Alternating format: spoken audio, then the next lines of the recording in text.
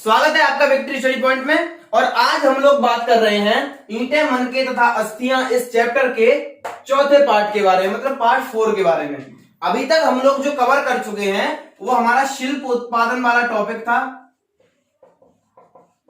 ठीक है, इसको हमने कवर कर लिया है। और अब इसके बाद में हम बात करने जिसकी जा रहे हैं वो है उपमहाद्वीप तथा उसके आगे से आने वाला माल। मतलब ये वाला टॉपिक इसी टॉपिक से इंटरकनेक्ट है एक तरह से। कैसे इंटरकनेक्ट है? जो शिल्प उत्पादन होता था उसी के लिए ना चाहिए था कच्चा माल, ठीक है, कच्चा माल तो उसी के लिए चाहिए।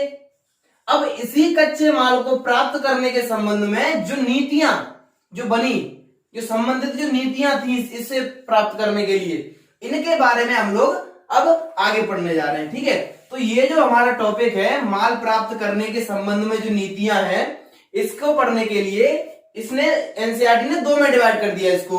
पहला तो सब टॉपिक लगा दिया उपमहाद्वीप तथा उसके आगे से आने वाला मार्ग। अब उपमहाद्वीप, ये कौन से उपमहाद्वीप की बात कर रहा है? उपमहाद्वीप का मतलब है भारतीय उपमहाद्वीप, ठीक है, ये बात कर रहा है भारतीय उपमहाद्वीप की। और उसके आगे मतलब उसके महाद्वीप के जो भारतीय उपमहाद्वीप है इसके आसपास के इलाके, ये तो कर रहा है इसकी बात, उपमहाद्वीप और उसके आसपास की। और एक और जो इसने बांटा है वो बांटा है किसमें? सुदूर क्षेत्रों के साथ संपर्क, ठीक है,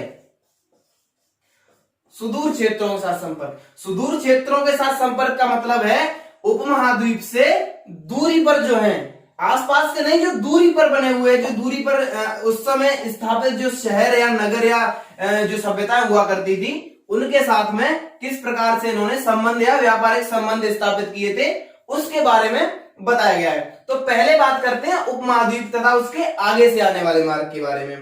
तो इनकी बहुत सारी नीतियां हुआ करती थी, ठीक है, कच्चे माल को प्राप्त करने के संबंध में उपमहाद्वीप या उसके आसपास से। तो इसमें 2 के बारे में चर्चा की गई है आपकी एनसीईआरटी में, ठीक है। पहली जो चर्चा की गई है वो बताया गया है क्या? बस्तियां बसाकर, ठीक है। और दूसरा बताया गया है क्या? अभियान भेजकर, ठीक है। पहला है बस्तियां बसाकर और दूसरा अभियान भेजकर। ये क्या है? ये था इनका क्या प्राप्त करने की नीति? माल प्राप्त करने की नीति। कहां से? उपमहाद्वीप और उसके आगे से, उपमहाद्वीप और उसके आसपास के एरिया से। वहां से ये माल किस प्रकार से प्राप्त करते थे? इन 2 नीतियों के, ठीक है, क्या थी? बस्तियां बसाकर और अभियान भेजकर, ठीक है। तो सबसे पहले बात करते हैं बस्तियां बसाकर, इसके बारे में बात करते हैं, ठीक है, और उसके बाद बात करेंगे अभियान भेजकर।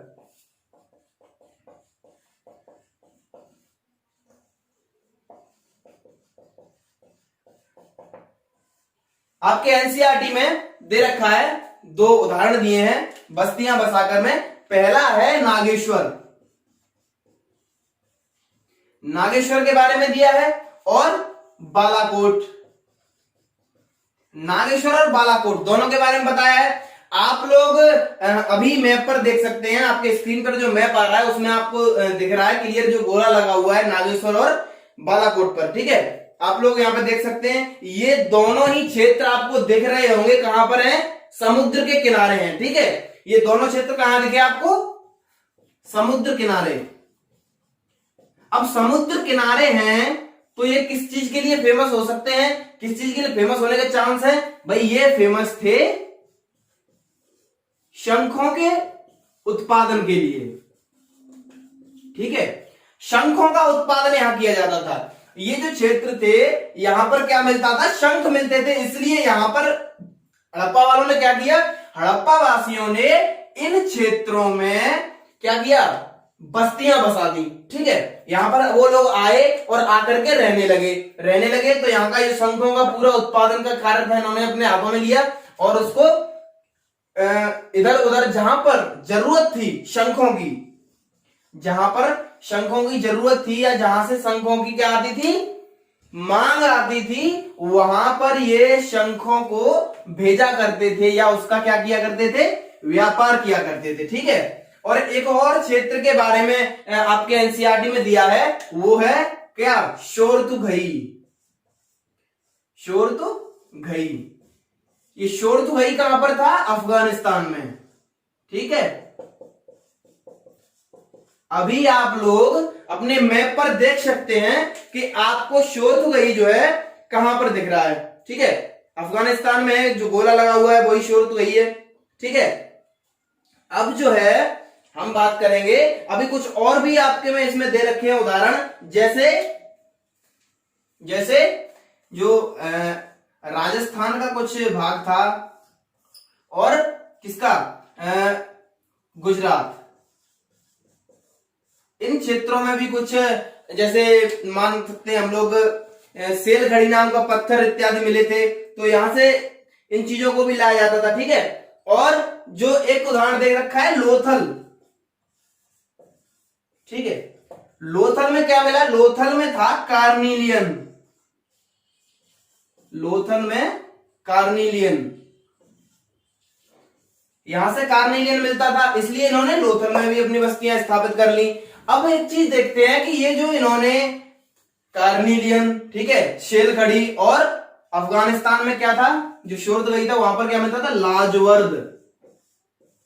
लाजवर्द मणि नाम का एक पत्थर मिलता था। ठीक है, ये बहुत ही चमकीला पत्थर हुआ करता था। ठीक है, और ये कैसे कलर का होता था, ये नीले रंग का पत्थर होता था, नीले रंग का बहुत ही कीमती पत्थर हुआ करता था।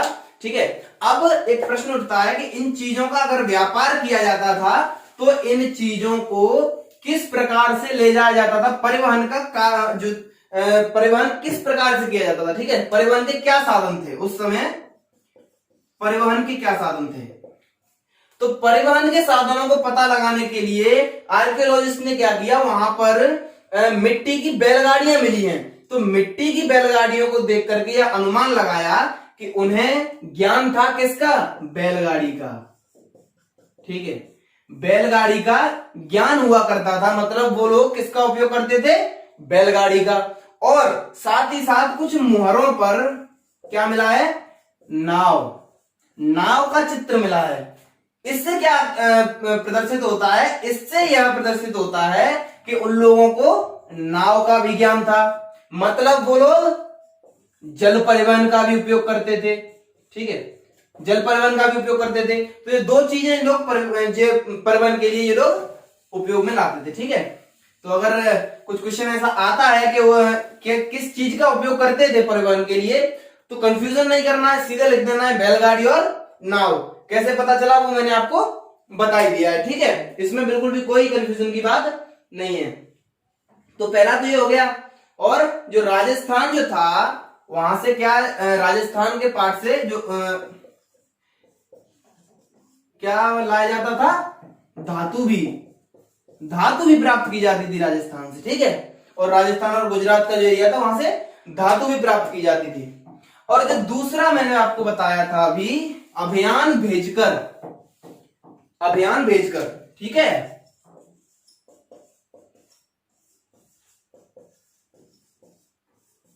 अब अभियान कैसे भेजते थे, अभियान भेजने का अर्थ है कि ऐसी जगहों पर जहां पर पहले से लोग बसे हुए हैं वहां पर क्या किया इन्होंने, अपने यहां के कुछ लोगों को वहां भेजा। ठीक है, जैसे मान लीजिए ये है तुम्हारा क्या, हड़प्पा, और एक क्षेत्र आपके में दे रखा है खेतड़ी, ये हो गया खेतड़ी, कहां का, राजस्थान का खेतड़ी। ठीक है, अब ये लोग क्या करते थे, अभियान भेजने का अर्थ ये हुआ, ये लोग क्या करते हैं, यहां से इन्होंने अपने लोग भेजे, एक समूह गया, लोगों का एक समूह गया कुछ ऐसी वस्तुएं लेकर के जिसके लिए ये फेमस है, ये लोग यहाँ के, ये चीज वस्तु जो जिसके लिए जानी जाती है ये जगह, यहां से कुछ वस्तुएं ऐसी लेकर के गए और वहां पर जो चीज फेमस है जिसकी इन्हें जरूरत है उस चीज को वहां से लेकर के यहां आए और अपनी चीज को वहां दे आए। क्या किया इन्होंने, वस्तु विनिमय किया। ठीक है, और इस समूह ने यहां से क्या किया, व्यापारिक संबंध भी स्थापित कर लिए। ठीक है, तो ये हो जाता था अभियान भेजकर, इन्होंने एक समूह को अभियान के रूप में भेजा, वहां से कुछ वस्तुएं लेकर के आए। ठीक है, तो हड़प्पा सभ्यता में भी ऐसा ही किया जाता था। ये जो मैंने आपको बताया पूरा अभियान इन्होंने क्या कहां कहां भेजे, खेतड़ी जो था राजस्थान का पार्ट हुआ करता था, खेतड़ी। ठीक है, राजस्थान अंचल की एक जगह थी खेतड़ी, वहां पर तांबा मिलता था, बहुत ही उम्दा किस्म का तांबा यहां पर मिला है। ठीक है, तो बहुत ज्यादा मात्रा में तांबा मिला है, इसलिए कहा जा सकता है कि तांबा खेतड़ी से अन्य इलाकों में ले जाया जाता था। ठीक है, तो खेतड़ी में इन्होंने क्या भेजे, अभियान भेजे।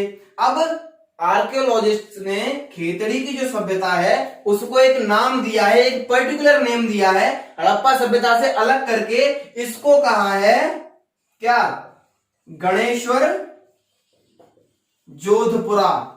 गणेश्वर जोधपुरा नाम दिया है इसको। ठीक है, अगर प्रश्न आता है कि गणेश्वर जोधपुरा क्या है, तो आप बता देंगे जो खेतड़ी की सभ्यता थी उसको आर्कियोलॉजिस्ट ने नाम दिया है गणेश्वर जोधपुरा। ठीक है, अब इन्होंने इसको ये नाम क्यों दिया, ये इन्हें जो खेतड़ी था हड़प्पा सभ्यता के अन्य स्थलों से अलग क्यों लगा। अलग लगने के दो कारण हैं जो आपकी बुक में दे रखे हैं। पहला है यहां पर विशिष्ट प्रकार के क्या मिले हैं, मृदभांड। ठीक है, अन्य हड़प्पाई जो मृदभांड है उनसे बिल्कुल अलग मृदभांड यहां पर मिले हैं। ठीक है, दूसरा है जो तांबा है, तांबा के अथाह भंडार मिले हैं। ठीक है, अथाह या असीमित, बहुत मात्रा में तांबा मिला है और कहीं से ये तांबा नहीं मिला। कहने का अर्थ यह है कि तांबा यहां पर मिलता था, यहां पर तांबे के भंडार हुआ करते थे और यहीं से अन्य क्षेत्रों में जाता था। ठीक है, तो ये दो पॉइंट्स मैंने आपको बता दिए, हड़प्पा सभ्यता से गणेश्वर जोधपुरा सभ्यता को जो अलग करते हैं। ठीक है, अगर पूछ लेता है कभी तो आप लोग इसमें बिल्कुल कंफ्यूज न करना, आराम से हो जाएगा। ठीक है, अब दूसरी जो जगह दे रखी है जहां पर ये लोग अभियान भेजते थे वो है दक्षिण भारत। दक्षिण भारत, दक्षिण भारत में भी ये लोग अभियान भेजा करते थे। किसके लिए दक्षिण भारत में अभियान भेजते थे, सोना प्राप्त करने के लिए। सुवर्णगिरी के बारे में आपने सुना होगा, ये क्षेत्र है दक्षिण भारत का, ये बहुत फेमस हुआ करता था ये सोने के लिए। उस समय भी फेमस था, कब, और उसके बाद भी जब जो मौर्य काल आता है, मौर्य काल में भी ये बहुत फेमस हुआ करता था सुवर्णगिरी। इसके बारे में भी हम लोग आगे अपने चैप्टर में पढ़ेंगे जिसमें किसके बारे में बताया गया, मौर्य काल के बारे में बताया गया। ठीक है, तो सोने के लिए बहुत फेमस थी। सोने का मतलब स्लीपिंग वाला सोना नहीं है, यहाँ पर गोल्ड। ठीक है, गोल्ड के लिए फेमस हुआ करता था। ठीक है, तो यहां पर भी ये लोग अभियान भेजते थे दक्षिण भारत में भी। तो दो जगहों का इसमें उल्लेख किया गया आपके बुक में कि दक्षिण भारत में और यहां पर खेतड़ी में, दोनों में ये लोग क्या भेजते थे, सोने के लिए और तांबा प्राप्त करने के लिए अभियान भेजते थे। ठीक है, अगला टॉपिक हमारा इसी पर बेस्ड है पूरा, के कैसे करते थे, क्या करते थे। ठीक है, तो अब हम चलते हैं हमारे अगले टॉपिक की ओर। ठीक है, तो इसी का अगला टॉपिक है हमारा क्या, सुदूर क्षेत्रों के साथ संपर्क। अभी तक हमने पढ़ लिया कि उपमहाद्वीप और उसके आसपास के क्षेत्रों के साथ कैसा संपर्क कैसे स्थापित करते थे। ठीक है, अब पढ़ेंगे सुदूर क्षेत्रों के साथ संपर्क। ठीक है, तो हाल ही में जो खोज हुई है, जो हाल ही में कुछ खोज की गई है, उनमें यह पता चला है कि जो तांबा था एक तो कहां से प्राप्त किया जाता था, खेतड़ी से भी हमने देखा, और एक और जगह थी, एक और स्थान था जहां से तांबे को प्राप्त किया जाता था। एक सुदूर क्षेत्र था, हमारे हड़प्पा सभ्यता से काफी दूरी पर था, वो था Oman. Yes, Oman, Yemen Oman वाला ओमान। अभी आप लोग देख सकते हैं, आपके मैप पर क्लियर दिख रहा है कि ओमान कहां पर है, बिल्कुल कंफ्यूजन नहीं करना है। ठीक है, ये मैं इसीलिए आपको दिखाता हूं कि आपको कोई भी कंफ्यूजन ना हो। यदि आपको नहीं पता है कि कहां पर कौन सी चीज है तो मैं इसीलिए आपको लेकर के चलता हूं, मैं मानकर चलता हूं कि आपको इसके बारे में अभी तक नॉलेज नहीं है। ठीक है, तो ओमान हो गया, ओमान से तांबा प्राप्त किया जाता था। कैसे पता चला है इन खोजों में कि ओमान से तांबा प्राप्त किया जाता था, मतलब ओमान से भी प्राप्त किया जाता था, इसके कुछ साक्ष्य मिले हैं। साक्ष्य क्या मिले हैं, तांबा जो हड़प्पा सभ्यता वाला है और जो ओमान वाला है, दोनों ही जगह के तांबों से एक कॉमन चीज मिली है। वो कॉमन चीज क्या है? निकल। निकल, ठीक है, निकल के अंश मिले हैं। दोनों ही तरह के जो तांबे हैं, दोनों ही जगह के, उनमें हमें निकल देखने को मिला। इसका अर्थ यह है कि तांबा जो था हड़प्पा सभ्यता में, वो ओमान से भी प्राप्त किया जाता था।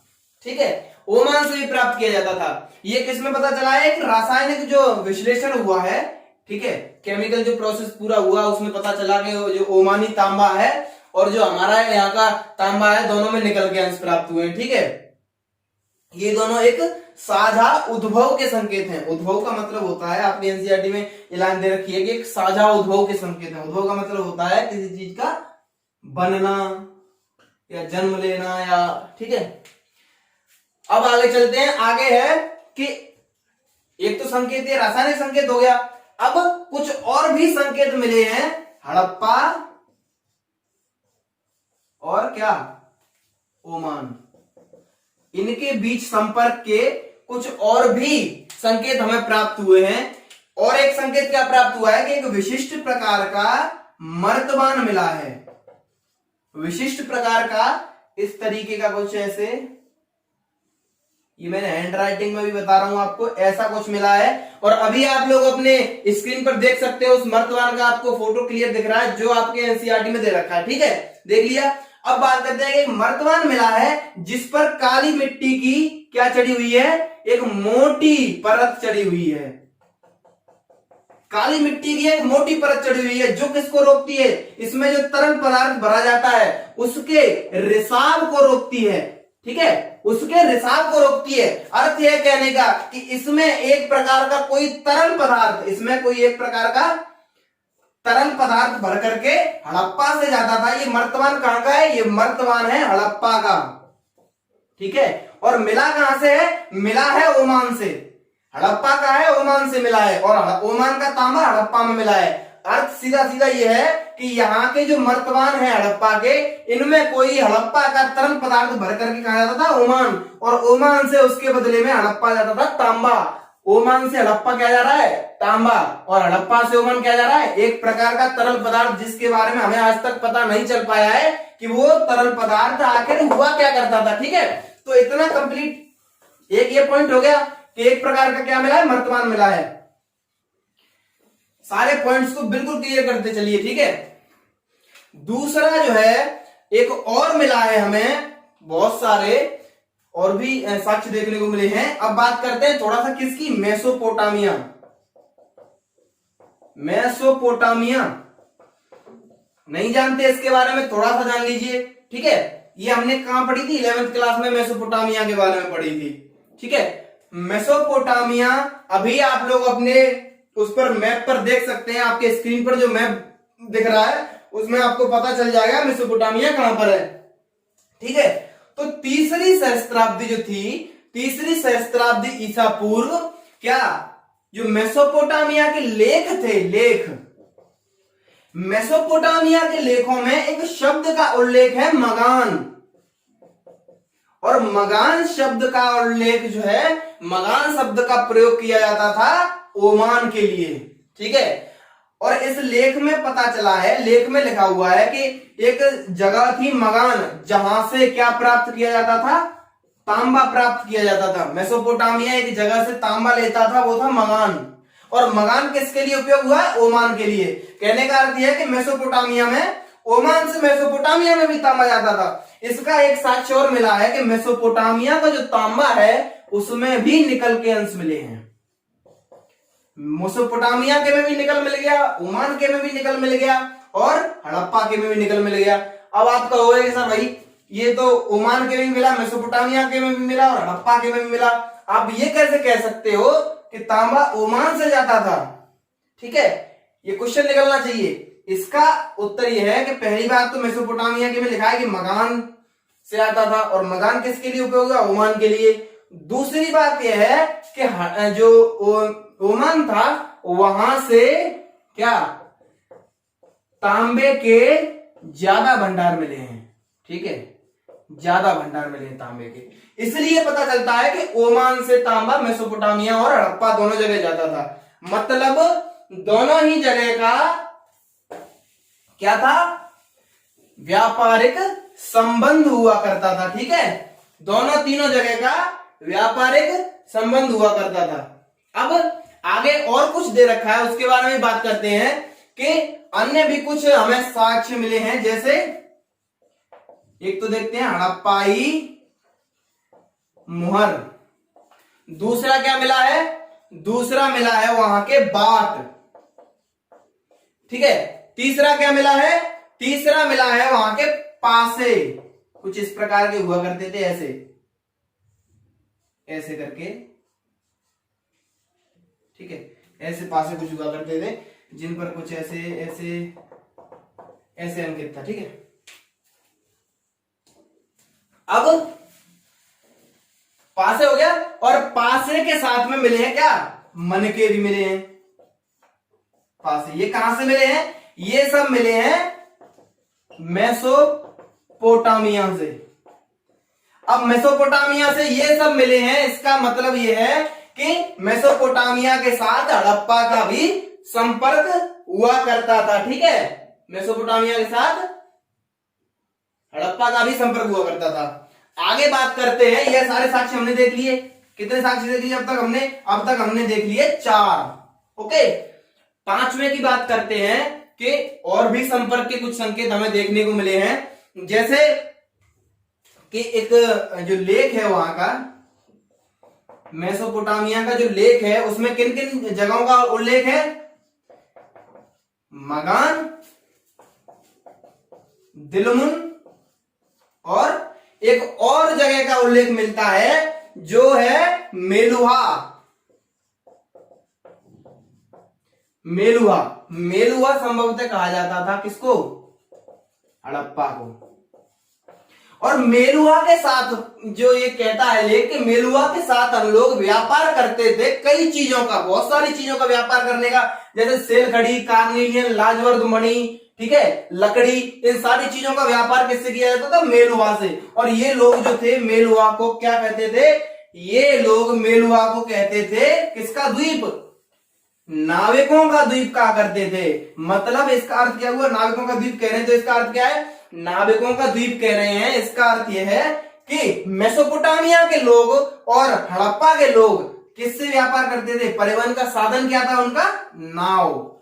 हमेशा हड़प्पा के लोग नाव से जाते थे, इसलिए ये लोग मेसोपोटामिया वाले इसको क्या कहते थे, नाविकों का शहर कहा करते थे। ठीक है, नाविकों का नगर कह के इसको संज्ञा देते थे।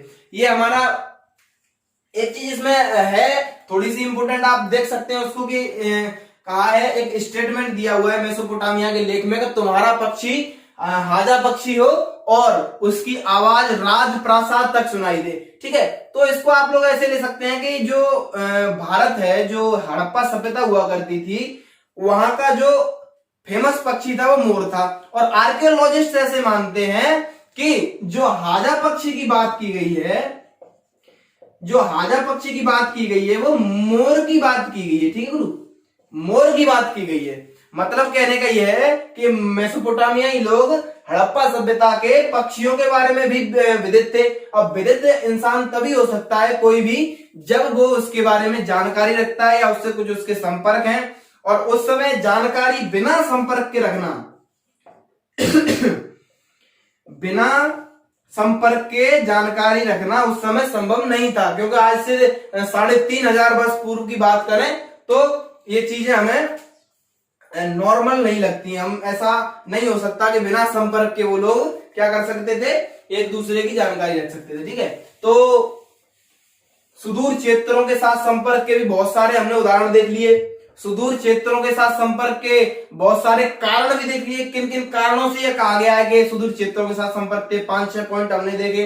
अगर ये प्रश्न आता है कि सुदूर क्षेत्रों के साथ संपर्क थे, बताइए कैसे थे, तो आप लोग आराम से इसके कुछ लिख देंगे।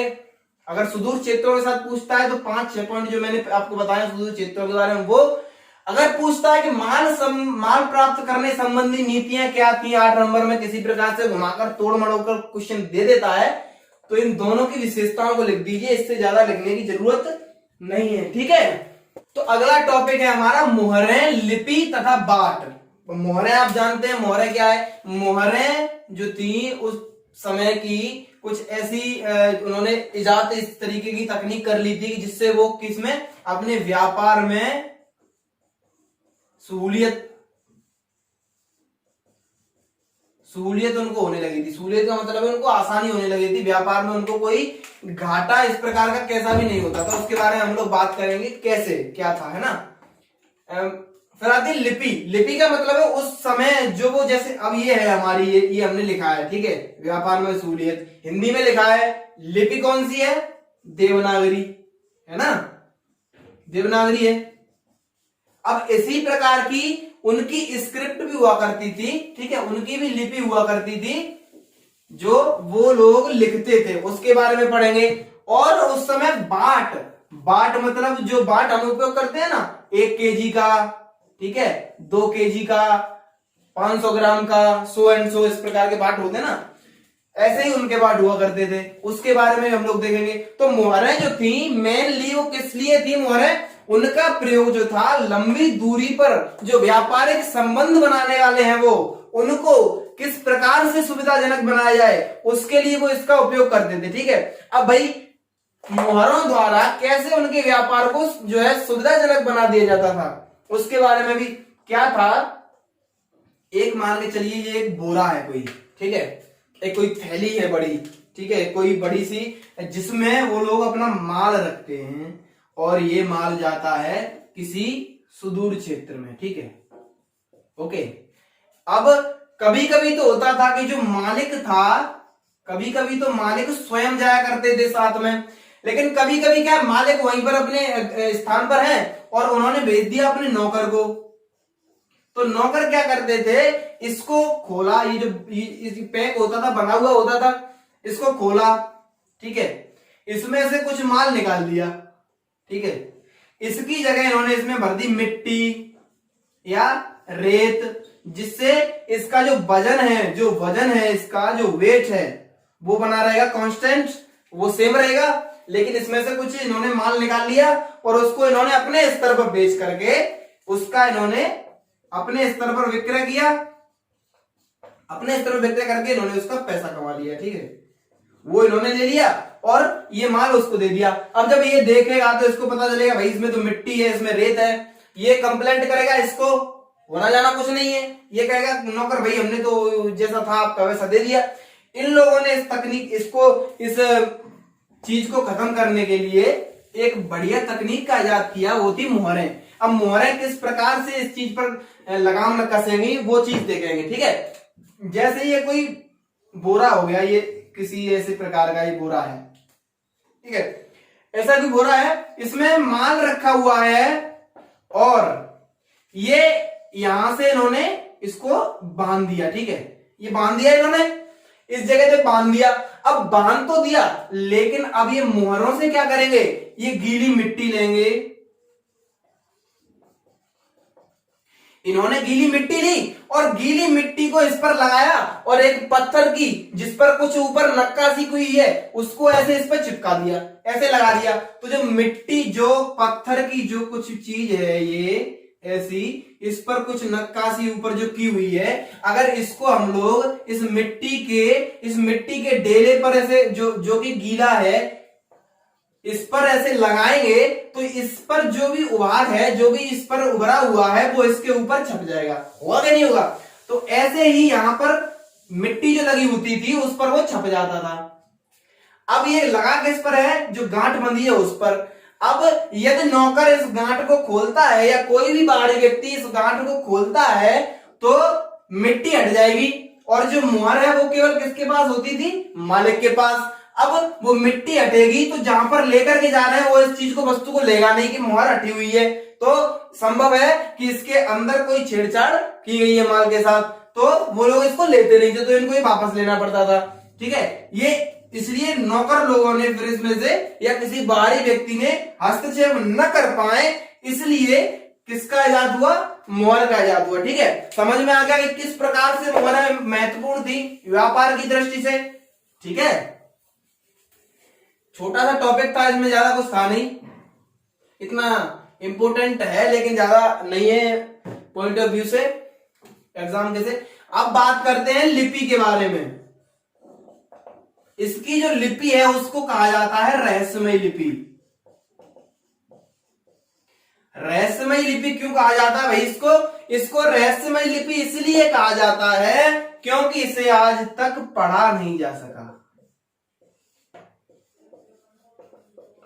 इसको पढ़ा नहीं गया अभी तक, ठीक है, पढ़ा नहीं गया। इसको इंग्लिश में एक शब्द होता है, बोलते हैं अनडेसिफर्ड, ठीक है, अनडेसिफर्ड बोलते हैं इसको, ठीक है, जिसको पढ़ा नहीं गया। ये जो मुहर हुआ करती थी, मुहर जो हुआ करती थी, इन पर ये लिपि ज्यादातर देखने को मिलती थी। तो जो मुहर ऐसी होती थी कुछ, इस पर ऊपर की लाइन में ऐसे कुछ ऐसे इस प्रकार के कुछ ऐसे बने होते थे, ठीक है, ऐसे। आप लोग को अभी अपनी स्क्रीन पे दिख रहा होगा, एक मैंने मुहर आपकी जो बुक है एनसीईआरटी उसमें से उठा करके चित्र आपको दिखाया मुहर का, जिसपे आपको क्लियर ऊपर दिख रहा है, जो मैंने गोला किया है कि कुछ लिखा हुआ है लेकिन सांकेतिक भाषा में, ठीक है, इस प्रकार से कुछ ऐसे लिखा होता था।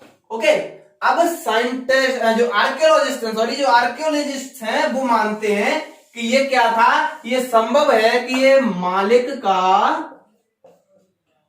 का नाम एवं पदवी हुआ करती थी। जो मालिक वस्तु भेज रहा है या जिसकी ये मुहर है उसका नाम और उसकी पदवी हुआ करती थी। कुछ आर्कियोलॉजिस्ट का ये मानना है कि ये नाम और पदवी नहीं थी, ये संकेत थे। ये क्या थे? संकेत थे, कुछ ऐसे लोगों को समझाने के लिए जो क्या थे, अपढ़ थे या अनपढ़ थे, ठीक है, अपढ़ या अनपढ़ हुआ करते थे, उनको समझाने के लिए संकेत हुआ करते। तो इसमें भी क्या है, कंट्रोवर्सीज हैं, इसमें भी मतभेद हैं, इसमें भी कोई एकजुटता भी देखने को नहीं मिली है, ठीक है। अब जो अधिकांश जो अभिलेख थे, कुछ तो मोहरों पर मिली ये लिपि, कुछ अभिलेखों पर देखने को मिली है। जो अधिकांश अभिलेख थे वो संक्षिप्त अभिलेख हुआ करते थे, मतलब शॉर्ट हुआ करते थे, ठीक है, शॉर्ट या संक्षिप्त, ठीक है। तो एक जो अभिलेख है, सबसे बड़ा जो अभिलेख मिला है उसमें मिले हैं 26 सिंबल्स मिले हैं, ठीक है, 26 सिंबल्स, 26 चिन्ह मिले हैं टोटल, जो सबसे बड़ा है उसमें, ठीक है। अब ये जो लिपि थी इसमें टोटल जो चिन्ह हुआ करते थे उनकी संख्या कितनी देखी गई है? उनकी संख्या 375 से 400 तक आंकी गई है, 375 से 400 तक। तो कह सकते हैं कि ये लिपि क्या नहीं थी, वर्णमालीय नहीं थी, ठीक है, ये लिपि वर्णमालीय लिपि बिल्कुल नहीं थी। क्यों? क्योंकि वर्णमालीय लिपि में क्या होता है, स्वर होते हैं, कुछ व्यंजन होते हैं। अब 375 से 400 तक चिन्ह दे रखे हैं, तो स्वर और व्यंजन वाला तो इसमें सवाल ही पैदा नहीं होता। ओके, अगर इस लिपि को पढ़ा जाए, कभी भविष्य में इसको हो सकता है कि पढ़ा जा सकता है, तो बहुत सारे ऐसे रहस्य हो सकते हैं जिनके बारे में हमें अभी तक पता नहीं है और जिनसे पर्दा उठ जाए। हमें अभी हम जितना पढ़ते हैं उससे कहीं ज्यादा हमें पढ़ने को और मिले हड़प्पा सभ्यता के बारे में, कहीं ज्यादा जानकारियां ऐसी हों कि हमें जिनसे पता चले। एक कंट्रोवर्सी एक रहती है कि हड़प्पा सभ्यता का अंत कैसे हुआ, जिसके बारे में आगे पढ़ना है। हो सकता है कि ये लिपि जब पढ़ी जाए तब हमें पता चल जाए कि किस प्रकार से हड़प्पा सभ्यता का अंत हुआ, और बहुत सारी और भी नीतियां हो सकती हैं जिनके बारे में, अब जैसे यही ले लीजिए कि जो लिखा हुआ है वो क्या लिखा है, ये भी एक विचित्र चीज है, ठीक है, इसके बारे में भी रहस्य है। तो जब ये पढ़ी जाएगी तो बहुत सारे हमें मिल सकते हैं। ये जो लिपि थी कहां पर लिखी होती थी? ये लिपि हमें मोहरों पर भी मिलती है, ये लिपि हमें अभिलेखों पर भी मिलती है, ये लिपि हमें किस पर, औजारों पर भी मिलती है, तो तांबे के औजार जो हुआ करते थे, ठीक है। ये लिपि हमें मर्तवान के अवठों पर भी मिलती है। अवठ, अब भाई अवठ क्या होता है? अवठ कुछ नहीं है, अवठ का अर्थ ये है कि कोई भी ये जो बना हुआ है मर्तवान, इसका जो ऊपरी जो हिस्सा होता है ये इसको बोलते हैं अवठ, ओके, ये होता है अवठ, ठीक है। और कहां मिलती है? ये लघु पट्टिकाओं पर भी मिलती है, अब ये लघु पट्टिका तांबे या मिट्टी की हो सकती है। सर जी लघु पट्टिका क्या है? लघु पट्टिका का अर्थ होता है कोई ऐसी पट्टी छोटी सी जिस पर लेख किया गया हो या जिस पर लिखा गया हो। ये आपको आभूषण में भी मिल सकता है। ये जो लिपि है इसके लेख आपको आभूषणों में भी लिखे मिल सकते हैं। ठीक है, आपको ये अस्थि की छड़ों में भी मिल सकते हैं। ठीक है, बहुत सारी चीजें हैं जिन पर ये मिले हैं। ठीक है, लिपि वाला टॉपिक भी हमारा समाप्त था। अब बाट के बारे में बात करते हैं। अब एक रह गया बाट। ठीक है, अब बाट क्या थे? जो विनिमय की जो प्रणाली थी, विनिमय का मतलब तो आप जानते ही हैं, वस्तुओं का विनिमय होता है, मुद्रा विनिमय भी होता है। ठीक है, वस्तु विनिमय, वस्तु से वस्तु का आदान प्रदान, तो उस समय यही होता था। हम कोई चीज ले रहे हैं, खरीद रहे हैं, और कोई चीज हम दूसरी दे रहे हैं उसको, जिसके बदले जो हम खरीद रहे हैं उसके बदले में, वही विनिमय हो गया आपका। तो ये जो विनिमय था वो बाटों की सूक्ष्म प्रणाली द्वारा क्या थे? नियंत्रित थे। ओके, बाटों की सूक्ष्म प्रणाली द्वारा नियंत्रित। ठीक हो गया। अब ये जो बाट थे वो बने किससे होते थे? एक पत्थर होता था चर्ट नाम के पत्थर से ये बने होते थे बाट। ठीक है, इसमें कुछ ज्यादा है नहीं। आमतौर पर ये जो बाट होते थे ये किसी भी निशान से रहित होते थे। इसमें कोई भी निशान नहीं होता था बाटों में आमतौर पर। ठीक है, और ये जो बाट थे ये दो प्रणालियों का अनुसरण करते थे। एक तो थी ऊपरी मानदंड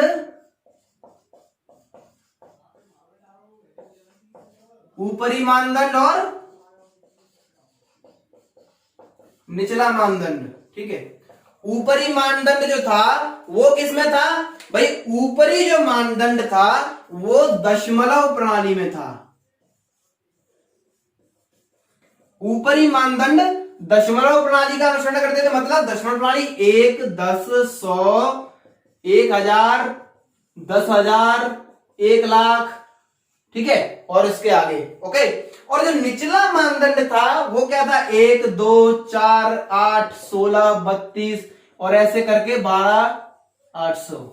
ठीक है, यहां तक था।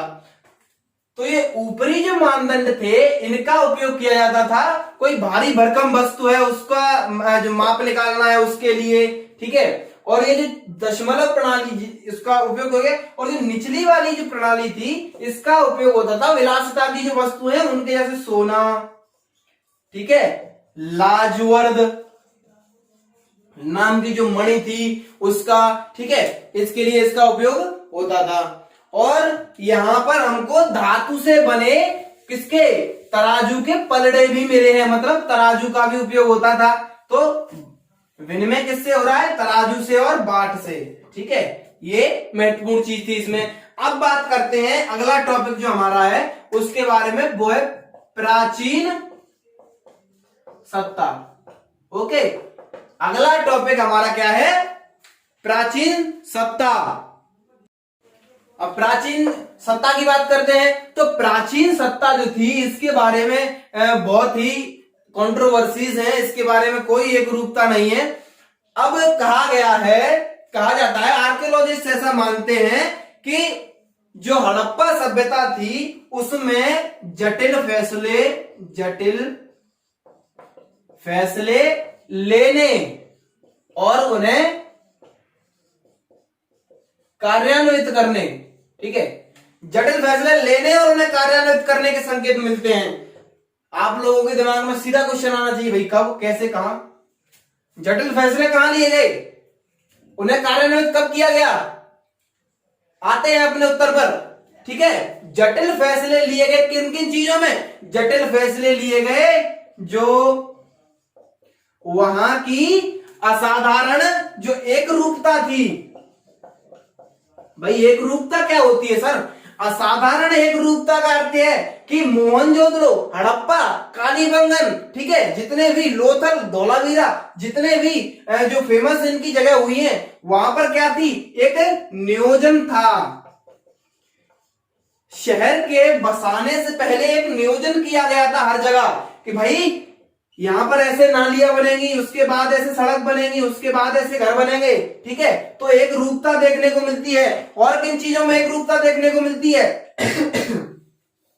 जो मृदभांड थे, मृदभांडों में एक रूपता देखने को मिलती है, एक जैसे मृदभांड मिले। और मुहरें एक रूप थी। और वहां की जो ईंटें थी, हमने पढ़ा पहले कि ईंटें अनुपात में हुआ करती थी। जो ऊंचाई है उसकी 4 गुनी लंबाई होगी और 2 गुनी चौड़ाई होगी, ठीक है। ये भी ईंटों की भी देखने को मिलती है, ओके। और साथ साथ में जो बस्तियां थी, बस्तियां भी विशेष स्थानों पर बनाई गई थी, जैसे कालीबंगन, ठीक है, जैसे नागेश्वर और बालाकोट, जहां पर क्या मिलता है? शंख मिलता है। लोथल, ठीक है। और आपका लोथल में क्या मिलता है? कार्नेलियन मिलता है। शोध हो गई, जहां पर क्या मिलता है? लाजवर्द की मणि प्राप्त होती है। ऐसी ऐसी जगहों पर जहां पर हमें लाभ था, वहीं पर बस्तियां बसाई गई, ठीक है। और एक और पॉइंट देखने को मिलता है कि श्रम संगठन करना, श्रम संगठन। हमने अपनी पहले वीडियो में पढ़ रखा है कि जो दुर्ग था उसका चबूतरा मात्र बनाने के लिए 40 लाख श्रम दिवसों का जो आवश्यकता पड़ती थी। तो इतना सारा श्रम कहां से संगठित किया जाता था, ठीक है। तो इतने सारे श्रम को संगठित करने के लिए किसी राजा, किसी प्रसाद की आवश्यकता होती होगी। तो इतने सारे पॉइंट हमने देखे जिनसे पता चलता है कि जटिल फैसले लिए जाते थे, ओके। अब बात करते हैं यहाँ की प्राचीन सत्ता के प्रासाद एवं शासक। यहाँ के जो प्रासाद हुआ करते थे, राजा हुआ करते थे, शासक हुआ करते थे, इसके बारे में बहुत बड़ी कंट्रोवर्सी है। कोई कहता है कुछ था, कोई कहता है कुछ था। कुछ था का मतलब क्या है? कोई तो कहता है कि एक शासक था, कोई कहता है कई शासक थे, कोई कहता है कोई शासक नहीं था। अब कौन सी बात मानी जाए, सबके बारे में देखते हैं। कोई भी त्वरित उत्तर इसमें से देखने को नहीं मिलता है। एनसीईआरटी की भाषा में त्वरित उत्तर का मतलब यह है कि कोई भी ऐसा उत्तर देखने को नहीं मिलता जो हमें सेटिस्फाई कर सके, ठीक है, हमें सेटिस्फेक्शन दे सके जो उत्तर, ऐसा कोई उत्तर देखने को नहीं मिला, ठीक है। लोग कहते हैं, आर्कियोलॉजिस्ट को क्या मिला? मोहनजोदड़ो में क्या मिला है? एक बड़ी संरचना, एक बड़े भवन की संरचना मिली है, जिससे ऐसा कहा जा सकता है कि वो राजाओं का क्या हुआ करता था? महल हुआ करता था, ठीक है। राजाओं का प्रासाद हुआ करता था। प्रासाद का मतलब जो महल होता है, भवन होता है बड़ा, ठीक है। लेकिन अब अकेला महल तो होगा नहीं। अब महल बड़ा है तो साथ साथ बहुत सारी चीजें भी बड़ी होंगी। राजा तो राजा की तरह रहेगा, केवल बड़ा महल बनाकर तो नहीं रहेगा। तो उस बड़े महल से संबंधित कुछ नहीं मिला है। तो जब इसका क्रॉस चेक किया गया तो ये चीज थोड़ी सी हमें क्या करती है? भ्रमित करती है इसके बारे में, ठीक है। और एक मूर्ति भी मिली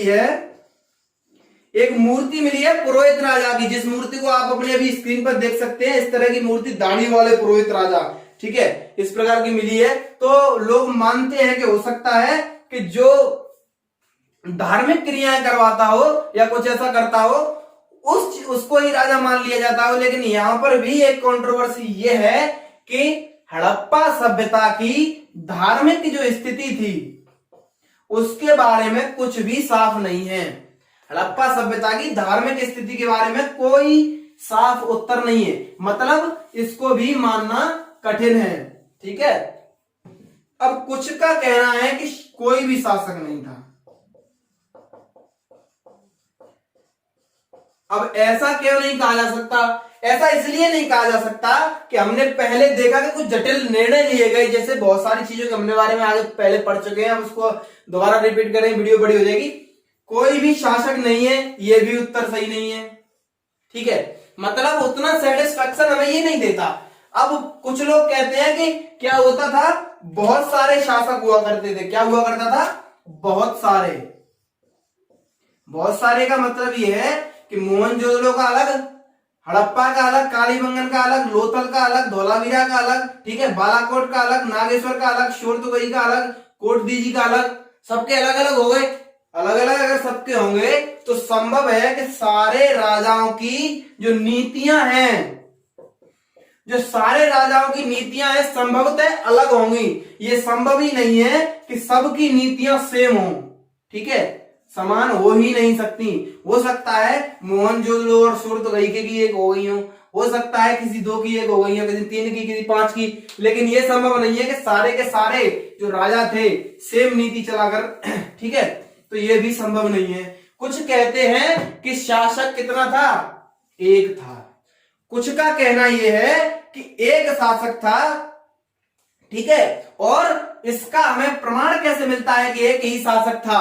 एक ही शासक था, इसका प्रमाण मिलता है कि पुरावस्तु जो थी उनमें क्या था, समानता थी, नियोजन में समानता थी, नियोजन किया गया था, ठीक है, नियोजन किया गया था, और जो ईंटों का आकार है वो भी सेम हुआ करता था, ठीक है, और ईंटों का आकार के साथ साथ जो बस्तियों में जो कच्चे माल के स्रोत, कच्चे माल के स्रोत हमने अभी पढ़ा, कच्चे मालों को प्राप्त करने की नीतियां सेम थी सबकी, ठीक है। तो इस चीज से भी पता चलता है कि राजा एक ही था। हमने अभी बहुत सारे देखे कि कंट्रोवर्सीज कैसे कैसे हैं, लोग क्या क्या मानते हैं, लेकिन एक ही राजा था, इस पर ज्यादा बात की गई है, जिसको ज्यादा क्या माना गया है, सही माना गया है, सटीक माना गया है। क्यों सटीक माना गया है, क्योंकि इसके संबंध में प्रमाण हमें बहुत सारे देखने को मिलते हैं, ठीक है।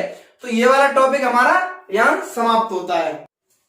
दोस्तों हम अपनी वीडियो के 4 पार्ट खत्म कर चुके हैं, ठीक है। अब हो सकता है 2 पार्ट इसके और मैं 1 पार्ट में खत्म करने की कोशिश करूंगा, लेकिन हो सकता है नहीं हो, 2 पार्ट हो सकते हैं। मैं आपको एक महत्वपूर्ण सूचना ये देना चाहता हूं कि हम लोग केवल हिस्ट्री नहीं पढ़ा रहे हैं, साथ साथ में हमारी इकोनॉमिक्स की भी क्लास चल रही है, ठीक है, और जियोग्राफी की भी चल रही है। इकोनॉमिक्स की क्लास आप लोग एवरग्रीन क्लासेस, इसका लिंक मैं आपको डिस्क्रिप्शन में अपने में दे दूंगा, ठीक है। अमित सर आपको पढ़ा रहे हैं इसमें भी, अमित कुशवाहा सर, ठीक है, ये आपको पढ़ा रहे हैं इकोनॉमिक्स, आप बहुत अच्छी पढ़ सकते हैं इनमें से। अभी 12th क्लास का इन्होंने चला रखा है, उसके बाद 10th 9th और 11th सबका लेंगे धीरे धीरे, ओके। और 5 स्टार एजुकेशन हब, इसमें आप लोग देख सकते हैं ज्योग्राफी पढ़ा रहे हैं हमारे गंभीर सर हैं, ठीक है, गंभीर सर अभी 12th का और 10th का इनका चल रहा है, उसके बाद 11th 9th और सारी क्लासेस का धीरे धीरे हम लोग शुरू करने वाले हैं। हमारे टोटल 3 चैनल है, एक जो चैनल आप इस पे देख रहे हैं इसका नाम भी मैं आपको बता देता हूं, वैसे आपको पता ही होगा, विक्ट्री स्टडी पॉइंट, ठीक है। इस पे हम लोग हिस्ट्री कर रहे हैं, और यहाँ पर एवरग्रीन क्लासेस, इन दोनों चैनल की मैं आपको डिस्क्रिप्शन में लिंक दे दूंगा। अगर इकोनॉमिक्स आप पढ़ना चाहते हैं, ज्योग्राफी पढ़ना चाहते हैं, तो सर बहुत शानदार पढ़ा रहे हैं, आप लोग एक बार इस पे जरूर जाइए, विजिट कीजिए और चैनल को सब्सक्राइब करिए प्लीज।